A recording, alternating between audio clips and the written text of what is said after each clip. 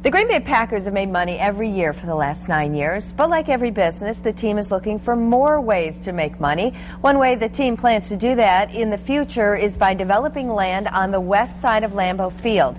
Packers officials have not said exactly what they want to do with the land the team owns on the west side of the stadium, but sources who have seen the plan say some of the ideas being talked about include a hotel, a youth sports complex, and a sports health facility.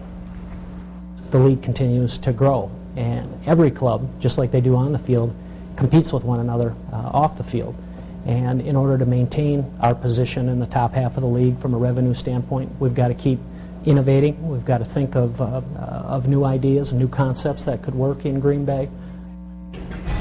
Tonight on Fox 11 News at 9, Robert Hornacek will have a special report on Lambeau World, and Robert joins us live in the studio this morning to talk about tonight's story. Good morning. Good morning. So what are you focusing on tonight? Well, tonight we're going to talk more about the economics of the Green Bay Packers and how much money they've made, but we're also going to take a look at how these future development plans will fit into their economic plan. How do they fit in? Well, give us an idea? Yeah, we're going to give you an idea tonight, but it's really a question of uncertainty. A lot of people have been wondering, when is this going to happen? And it really, there's a lot of factors at play. Obviously, the economy is still struggling, but there's also the NFL labor situation. This year is an uncapped year for the salaries. Next year, nobody knows in 2011 if there's going to be football if they don't reach a labor agreement. So there's really a lot of factors playing in. We're going to get some opinions from various experts about when they think the Packers will be able to do something. So we'll talk a little bit about the time frame tonight, and then how do they pay for all of this? You know, that's the other big question. Obviously, the stadium renovations were funded in large part by a 0.5% sales tax in Brown County, and that's set to end in a few years. So there has been talk, as we've reported before, from some county leaders of the possibility of an idea. They're just kind of exploring the idea of a sales tax and having a portion of that go towards funding some kind of stadium development in that area around the stadium. But that's still just talk. There's been nothing new on that front. Mm-hmm. Tonight we're going to talk a little bit about that, but we're also going to look at how much money the Packers have, how much they've been setting aside money every year. They've been making money for the last 9 years. Every year they've been setting aside money to try to fund this, to try to fund.